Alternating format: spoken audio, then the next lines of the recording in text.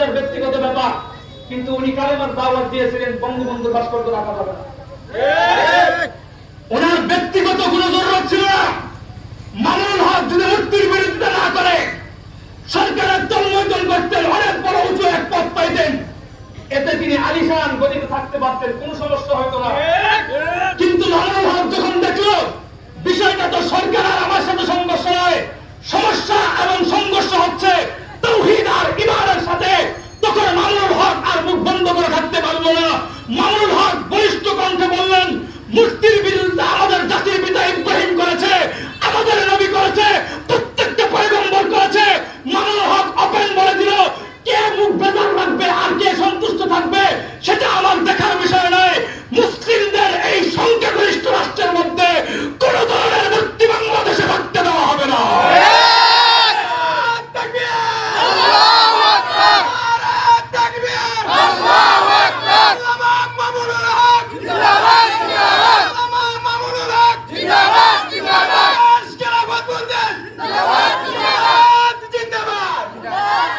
কথা বুঝেন, মামুনুল হক সাহেব যখন দায়িত্ব বহন করলেন, কিসের দায়িত্ব? শিরিক আর তাওহীদের মধ্যে পার্থক্য করার দায়িত্ব। এটা গিয়ে পড়লো নব্য ফেরাউন স্বৈরাচার সরকার, যার নামটা মুখে আনলে পর্যন্ত আমাদের কাছে ঘৃণা মনে হয়। কারণ বর্তমান এ যুগে এখনো পর্যন্ত কিছু মানুষ আছে যারা নাকি জাতীয় সঙ্গীতের প্রতি তাদের মায়া হয়, চোখের পানি বের হয়, অথচ আমার আপনার সন্তান, আমার আপনার নাতিনত্তর যাত্রাবাড়ি রোডে, চিটাগাং রোডে এবং পুরা বাংলাদেশের মধ্যে রংপুরের আবু সাইদ মুগ্ধ, তো ওদের মাধ্যমে বিজয় অর্জন হয়েছে, এটা মানুষের ইমোশনাল ব্ল্যাকমেল হয়েছে, বুঝতে পারছি। আরো যে কত শত লাশ করেছে সেগুলো তো আমরা আলোচনা আনতে পারি না। কি পরিমাণ মানুষদেরকে তো অত্যাচার করে হত্যা করা হয়েছে, শুধু হত্যা নয়, আজামারা হয়ে গিয়েছে। ভিডিও ফুটেজ করে দেখবেন, পুলিশ লিগ গুলো আমাদের ওই ছাত্র ভাইদেরকে আগুন দিয়ে তারা পুড়িয়ে দিয়েছে। তো তাদের নাম আমাদের মুখে আনতে ঘৃণা করে।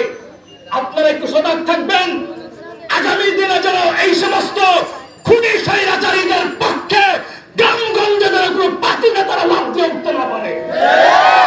এটা হবে আমাদের বিজয় রক্ষণ। কে কোন দল করবে সেটা দেখার বিষয় নয়, আমাদের মূল বিষয় হচ্ছে আমাদের স্বাধীনতা আমাদেরকে ধরে রাখতে হবে।